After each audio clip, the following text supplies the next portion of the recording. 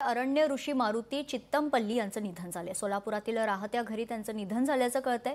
वयाच्या 93व्या वर्षी त्यांनी अखेरचा श्वास घेतलाय। 30 एप्रिल 2025 मध्ये पद्मश्री पुरस्कारानं चित्तमपल्ली यांना सन्मानित करण्यात आलं होतं।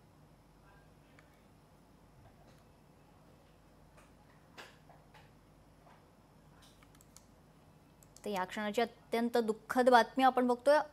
अरण्य ऋषी खरं तर मारुती चित्तमपल्ली यांचं निधन झालंय।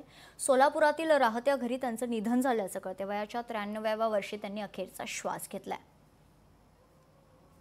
या संदर्भात अधिक माहिती जाणून घेऊयात। आमचे प्रतिनिधी अविनाश देगसकर आपल्यासोबत जोडले गेले आहेत। अविनाशजी, अत्यंत खरं तर दुःखद बातमी समोर येते, काय सांगाल?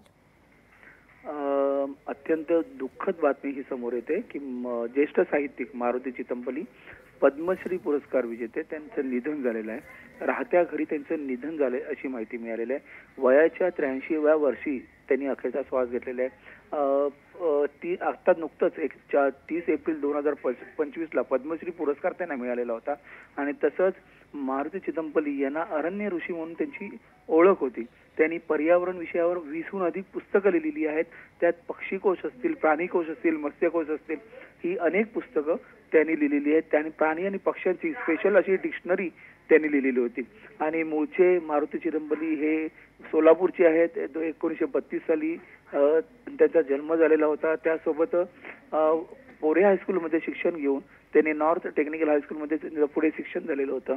तसंच सोलापूरच्या दयानंद महाविद्यालयात त्यांनी शिक्षण पूर्ण केलेलं होतं। मात्र त्यांनी महाविद्यालयाच्या शिक्षणानंतर पुढील शिक्षण त्यांनी स्टेट फॉरेस्ट कॉलेज कोइंबतूर आणि बंगलोर, दिल्ली, कान्हा राष्ट्रीय उद्यान येथे वन्यजीवन विषयक संस्थांमधून घेतलेलं होतं। पण ज्येष्ठ साहित्यिक महाराष्ट्रातला एक साहित्यिकांपैकी एक हिरा निखळलेला आहे आणि त्यांचं आता निधन झाल्याची माहिती आपल्याकडे आलेली आहे। निश्चित धन्यवाद अविनाश, आपण दिलेल्या सविस्तर माहितीसाठी।